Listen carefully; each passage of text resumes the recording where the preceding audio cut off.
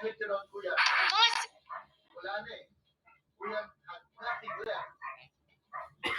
Ito, hinihintay natin ang announcement ng official decision. And Raposa doing a great job. I think this guy's got a future as a boxer. Good discipline, good thinking, madam fundamental.